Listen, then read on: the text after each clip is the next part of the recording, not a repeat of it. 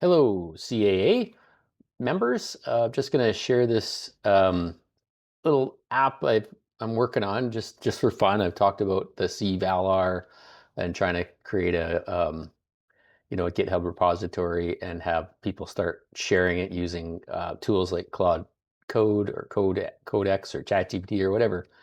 Um, so I thought this was a great application, pretty simple little app. So what I've got here is I've got it running in positron, which is, it looks more complex than it needs to be. I mean, you could do the simplest is to get it set up in your like a command prompt and just a simple screen, tie in ChatGPT, Codex. Claude Code is easier to get running on Windows machines anyways. I think Mac could be more straightforward. Um, for the Codex, which is ChatGPT's version of Claude Code. But anyways, okay, so I've been, sort of, excuse the expression, vibing on this, but that's what it is. So one of the issues we had was the column mapping and the complexities of that. So created this little app here. So I got a little launch mapper here. I'm gonna clear the console here. So if there's any errors, we can have a clean slate to start with. So run app. So this is a really simple one. It fires up really fast. Now I've already got a profile loaded, and I can clarify that a little bit later. But you can create your own profile, but to speed this up, I'm going to use mine. So it's going to tell you where to start and what to do. You're going to go to browse, load your profile once you've already made one, and that'll be got a bunch of tests in there, but that'll be like that. And then I'm going to upload data. And this ADF residential, we can look at that raw later, but that is from the Woodlands dataset from Bruce Hahn. So what it does is it's going to populate here pretty quick. So I've kind of made a fairly intuitive setup here. And of course you could resize that or whatever with your browser. So it looks pretty spread out or whatever, but okay, so what it's done is it's gone in and mapped anything that it already knows in the pre-mapping that is a perfect match. It's mapped, it's there. Now, there are some errors. You got to double check this thing. For some reason, it just keeps going to this one here. So that's the off-market date, and there isn't an off-market date. There is in the destination mapping, but not in the source data. So we could, off-market date could also be the sold. Like if I just put date in here, there's only list pending and sold. So off-market sold would probably be the most. We've already got date pending in there and date sold as sale date. So you could do it blank or add it. That'll be dealt with later. And you can see here, these are all the ones that are red that it didn't map. And if you're doing this for the first time, it'll make a bunch of smart suggestions, fuzzy logic, and some other learning logic using synonyms and whatnot to suggest them, just to simplify it a little bit. So, but in this case, because I've already been through that process, they're all either green or red. And there's our data, the source data for the CValR app, and I'm making this app so it can be adapted to any other app as well. So like maybe some other code that people are sharing in the forum. We'll be able to set the source separately from the destination separately from the source. So explain that later. But anyway, so you'll come in here and hit update unmapped. Okay, so now this creates a population of fields that are from the source data available to be mapped. And we don't have any of these in there. And the only one that might be relevant is state. And it could be mapped to, well, even in our app, we don't bother with province or state. Yep. Hello, your fellow Canucks here. But anyway, so once you've done that and decide that, okay, those are fine, you can either choose to have those stay in the data, and like the CValR app will pass those things through so they don't disappear. They're always there for you to look at. And when you export data or whatever, those fields will be available. So now these are the ones that are not yet mapped. So latitude, longitude, well, our app will actually do that in the app. And if this was for some other app that did or didn't do that, you might decide, well, I need to go back and tune up my export from my MLS if they offer those to bring those in, or if you have another source. But anyways, okay, so I'm going to apply the mappings.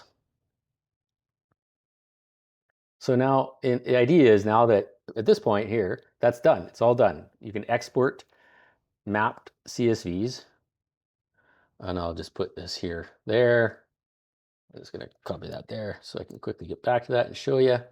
Or I can open it here in my pop-up from Windows. I went through and fixed. So yeah, so I fixed the off-market date so it was not a bad column. So, and the only thing that we've done in here is if you go and look at the source data, so this here,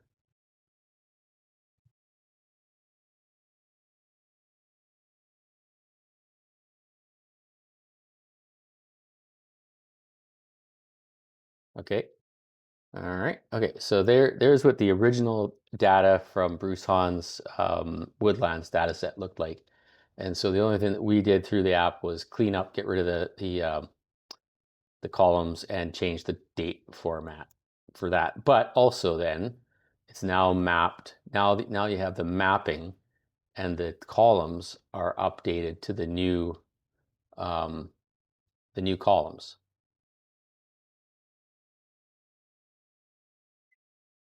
So you can see there's fairly minimal change in this here, but come on, there's the original columns. So again, we've got zip, and ours happens to just we call it postal code. Doesn't matter. Uh, they also had a PID in there, so that stays the same. But like price sold. Price sold. What was it? Okay, neighbor. Okay, so you see it's been transformed, right? Like now neighborhood is spelled in the Canadian version. MLS is just MLS and not MLSNO, but the data is all still there. So that is all there. Now, and just for fun, just because again, this is just a group project for fun. This is our kind of fun. So now here's a table that it populates. This is all stuff that I just, asked Claude to say, hey, I'll make a table. So there's a table there. We see the table. And then for fun, let's just add in some, no, why didn't those populate?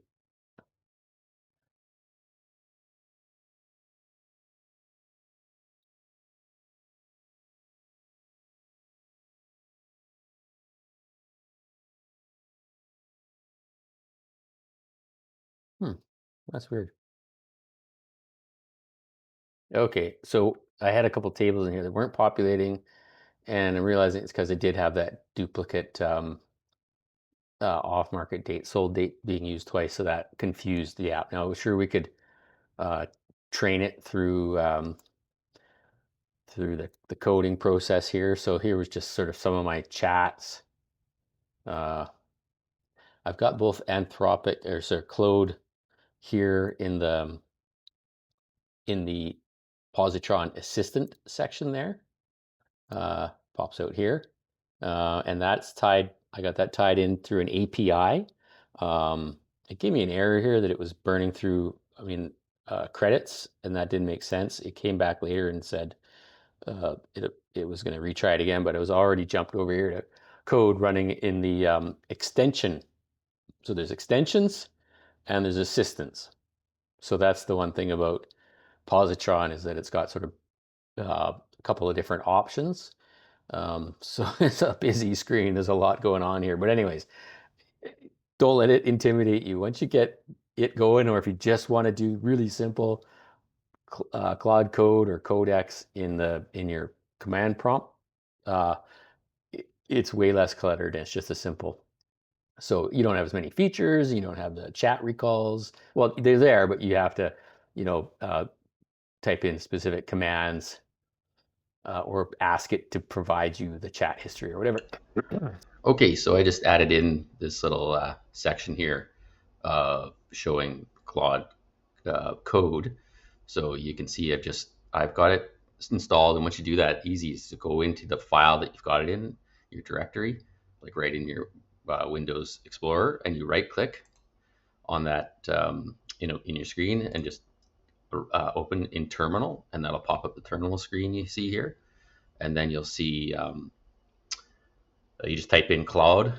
It'll maybe take 30 seconds or so to load. I sped up the screen here just a little bit, and then you can just start typing commands. So there's some things to learn about there for sure. So dig into that a little bit before you get started. But that's the basic idea there.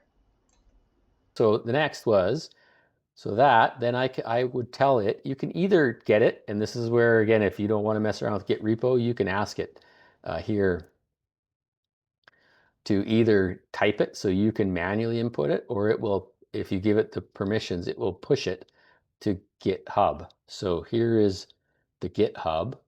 I've made some changes. It shows you what was deleted, what was added, what stayed the same.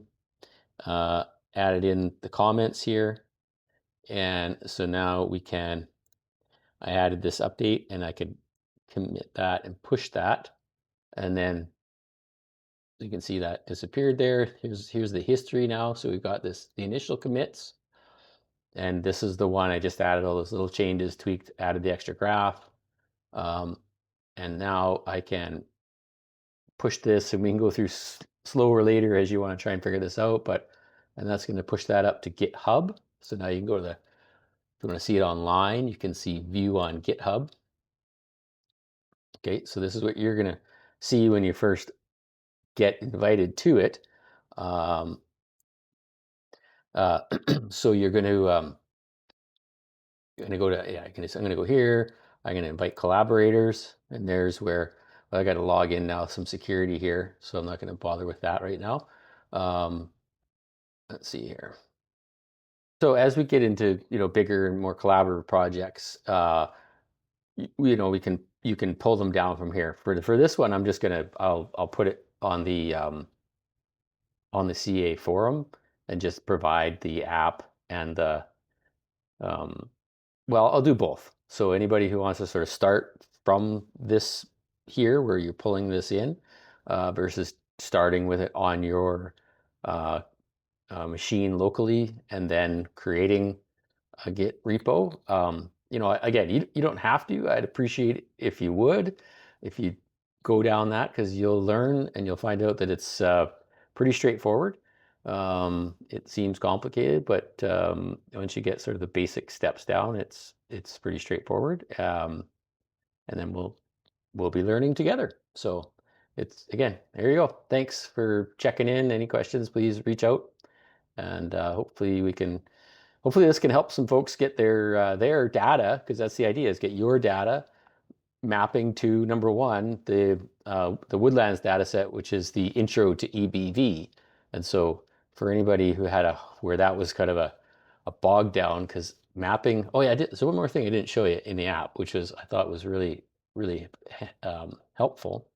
Mapping your columns is one thing, getting the right naming and all that, but also sometimes you don't, as you're going through it, I found, and I know other people have found, you don't necessarily know what is in the data. So like property PID here, is that a unique MLS number or like a PID number? So I made this little section here where it'll click on it and it'll show you what's actually in the data.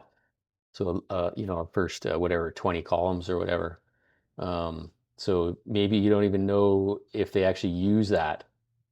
You have to first select one for it to be in there. But like BR, what is BR? Okay, well, it might help you to know that, okay, that's probably the number of bedrooms. What else? Like how is garage space used? Is that, again, just a number? Is it a description?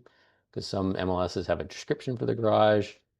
So it can help to, weed through what is in the data to know what's in there as well. So anyways, that was one of the other features. So then once you've gone through and done all that and mapped it all, and again, this little section down here is handy to go, okay, what's left in the data that's not yet mapped, and does it need to be mapped?